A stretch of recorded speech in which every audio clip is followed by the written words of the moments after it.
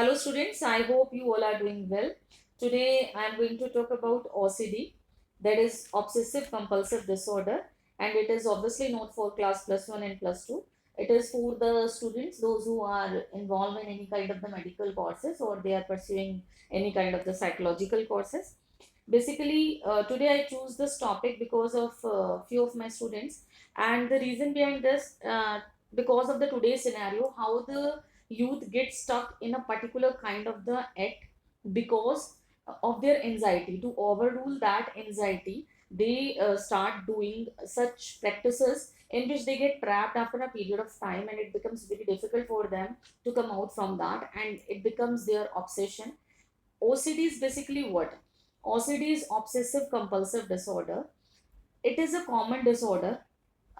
It is very much common, rather, disorder in which there is a constant urge or behavior taken in order. For example, if someone is addicted, so the constant urge in his or her mind is to take that addiction at a particular time period. For example, if someone is involved in taking their alcohol at the time of the 5 p.m., suppose, so the whole day he or she is thinking on that.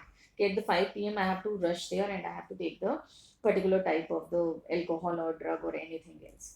And in the females, those especially in the housewives, okay, because the history is also come from the housewife, they are very particular about the cleaning of their houses. The clothes should be in a one row, the sequence should be very much proper, the cleanliness of the house is the maximum concern of that housewife.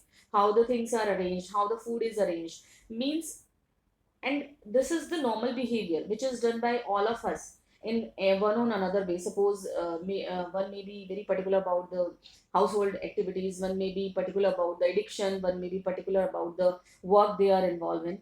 But if this obsession or if this constant urge of doing the thing become so much high, that is it is going to induce the anxiety to the extreme extent, then it is called OCD.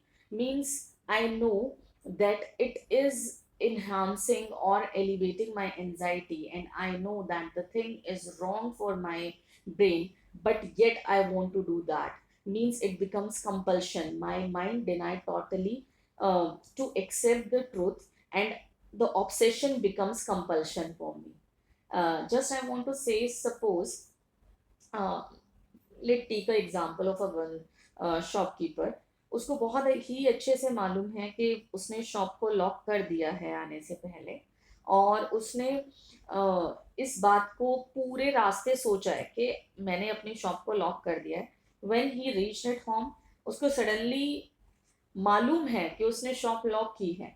वो obsession उसको इतनी anxiety कर देगा कि वो फिर से compulsory जाएगा वापस अपनी शॉप तक और चेक करेगा कि whether the lock is there और नॉट. हालांकि ही नोज कि उसने लॉक किया था, फिर भी वो गया.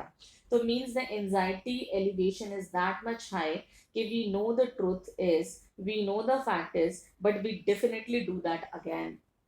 Okay, the act is again conducted by us.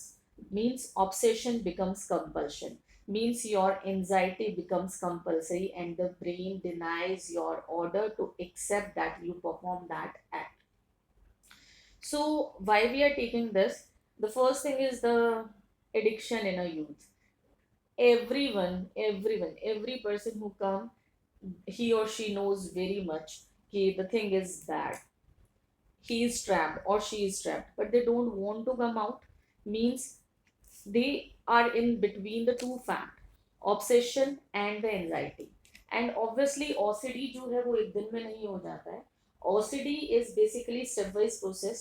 पहले अगर मैं कोई एडिक्शन में हूँ तो वो एडिक्शन मेरे लिए एंजाइटी डिलीवर करेगा.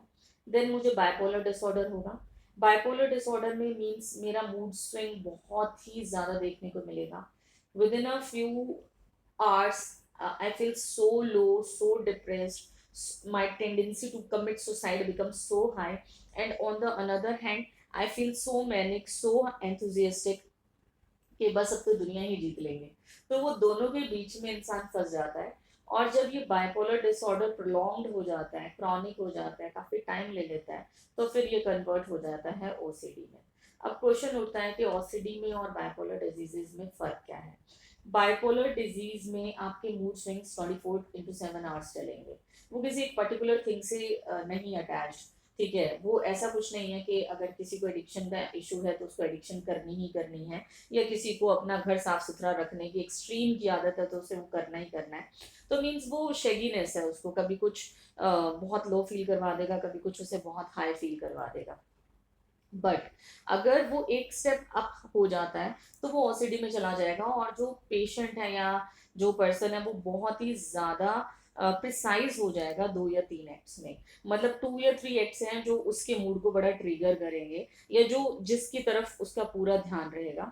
इसकी केस स्टडीज अगर आप लोग निकालोगे तो आपको पता लग जाएगा कि hand wash, the few people have loads of phobia about the germs, they are always using the sanitizers or they are using the hand wash, means वो कॉन्टिन्यूसली अपने हैंड्स को इतना वॉश करते हैं कि दे डैमेज देयर स्किन हार्डली, बहुत बुरी तरह से वो कॉन्टिन्यूसली, एंड दे नो कि अभी उन्होंने 10 मिनट्स पहले ही ये काम किया है फिर भी वो करेंगे, तो मीन्स उनका ऑब्सेशन हो गया है और उसको वो कंपल्शन से करते ही जाएंगे। ठीक है, फीमेल्स में भी हमने डिस्कस ही किया है कि क्लीनिनेस बहुत ही बड़ा इशू है। इवन कुछ लेडीज में तो ये इतना एक्सट्रीम में चला जाता है कि they don't like a single person at their home, क्योंकि उन्हें लगेगा कि उनका घर खराब हो जाएगा। They are always having their eyes on the bed sheets and all the things, और इसकी वजह से उनका एंजाइटी एग्रेसिव अटैक इतना बढ़ जाएगा कि they finally they have nervous breakdown. इसीलिए फिर ये तो चलो हमने बहुत नेगेटिव बात कर ली, या क्या इसके कॉजेज हैं या क्या इंसान करता है, इसको हम ओवरकम कैसे करें। द थिंग इज दैट कि how we can overcome these type of the problems if it arises. The first thing is that you have to be very strict towards yourself.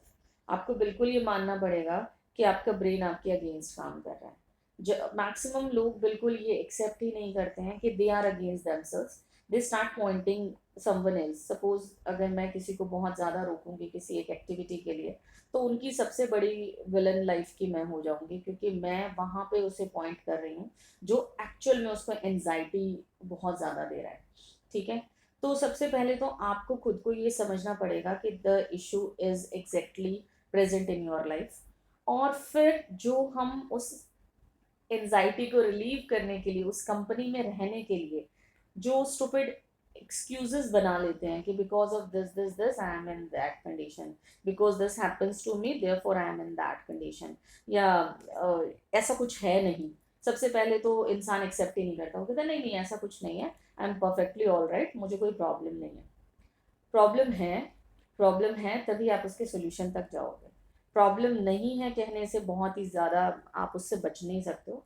दूसरा, जजमेंटल नहीं होना है someone is saying something to you, because बहुत ज़्यादा मैंने देखा है कि बहुत बहुत ही छोटे बच्चे भी बहुत जल्दी जजमेंट पास कर देते हैं कि ही और शी इज़ लाइक दिस और दैट और जो भी।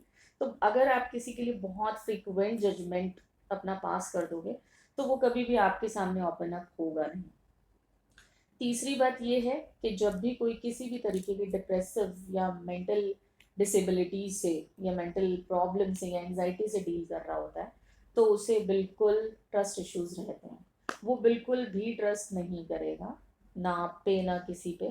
आपको बहुत ज़्यादा पेशेंट होना पड़ेगा, बहुत काम होना पड़ेगा, और बेटर ये रहेगा कि जो फैमिली सिनेरियो है उसमें से आप कोई भी पर्सन को पिक ना करें, क्योंकि जब भी एनजाइटी में हम होते हैं या जब भी हम इस तरीके की किसी प्रॉब्लम में साइकोलॉजिकल ट्रॉमास में होते हैं, हमें फैमिली से कुछ भी समझने की या उनसे कुछ भी एडवाइस लेनी हमारे लिए बहुत ही बड़ा मुसीबत हो जाती है। मीन्स एक तो I am suffering from the anxiety, दूसरा मुझे मेरी फैमिली ही अगर पॉइंट करेगी तो it's seen like lecture. So the thing is that it required the psycho analysis, obviously shatric guidance is very much required, and the thing which is required as a family member is to keep the calm patience and to check and to say, you must be that much confident, you must have that much what say to you must have that much guts to say कि that the thing is wrong। Maximum लोग तो अपनी family में किसी को बोलेंगे ही नहीं कि आप गलत कर रहे हो, क्योंकि they want the peace, but that peace is totally temporary. So just accept the issue is and start doing the things. So obviously the things are going to be sorted out and the prognosis will be very good. I hope the basic scenario of the topic is going to be very much clear to you and you can easily make the thesis on this. And if anything अगर फिर भी PPT में कोई issue आ रहा है तो you can contact me. I will give you the subjective notes of this also.